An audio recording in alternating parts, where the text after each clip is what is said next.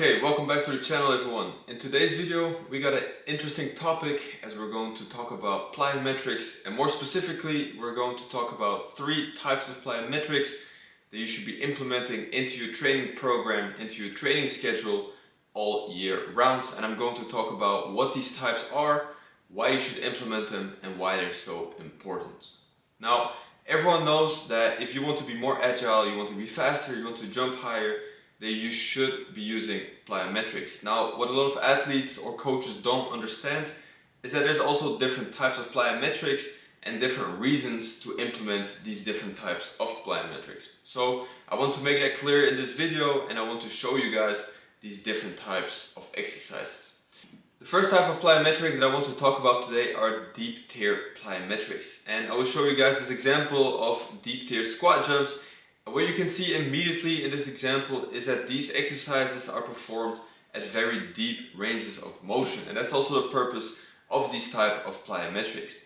No matter what sport you play, whether you're a basketball player, football player, baseball player, chances are very high that at some point in the sport you will have to operate at these deeper ranges of motion.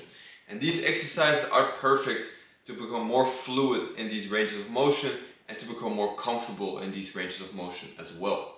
Now, secondly, these type of exercises are also very good to work on your amortization phase. And what is the amortization phase? Well, the amortization phase of a plyometric exercise is basically the phase where you use the force of the ground after a landing to jump back up or to explode or whatever you want to do.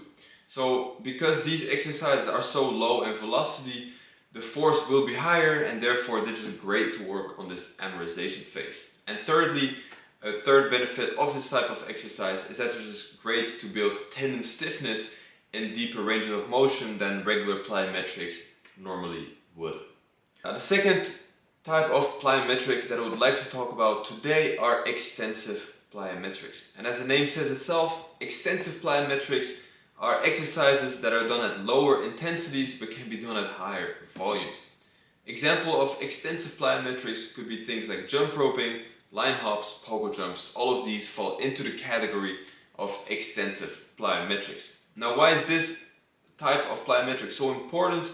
Well, these type of plyometrics, they work mostly on coordination, timing, ground contact, efficiency, but they also work on the stiffness, and mainly the stiffness of the ankle complex. Because these exercises are mostly ankle dominant, they're amazing to work on the stiffness in the Achilles tendon and the ankle complex in general. So therefore, they really build a structure and a strength that is necessary to then later, in other type of plyometrics, transfer force from the ground all the way up the chain. So really important type of plyometric and exercises. These really will lay the foundation and build the necessary strength and stiffness in the tendons that are necessary to optimally enjoy the intensive plyometrics. And with that being said, the third category that I wanted to talk about today are intensive plyometrics. Now, these are the type of exercises that you would think about when we talk about plyometrics. These are your broad jumps, your dead jumps, your bounding, your skipping. All of these fall into the intensive plyometric category. Now, a lot of athletes make this mistake of just jumping into this category right away, which, to be honest, is not that big of an issue. But I will tell you guys that besides the fact that you're at a higher risk of injury, you will most likely also not benefit from these intensive plyometrics as you should if you don't have this necessary base. And with the base, I mainly mean the extensive plyometrics. So if you're new to plyometrics, start off with extensive plyometrics and build your way up to these intensive plyometrics. If you've been using plyometrics for a while, you can just implement some smaller doses of extensive plyometrics either in your warm-up or just as an extra volume at the end of your workouts. Okay? So all of these plyometrics, these 3 types, can be done all year round. They could be done within one training phase. They could even be done within one training session if programmed right, and they will benefit you greatly. If you guys have any questions about plyometrics, put them in the comments below. I will try to answer all of those.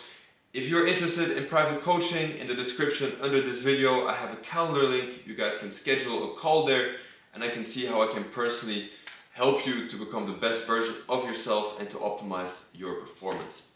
With that being said, thank you for watching, and we'll see you guys in the next video.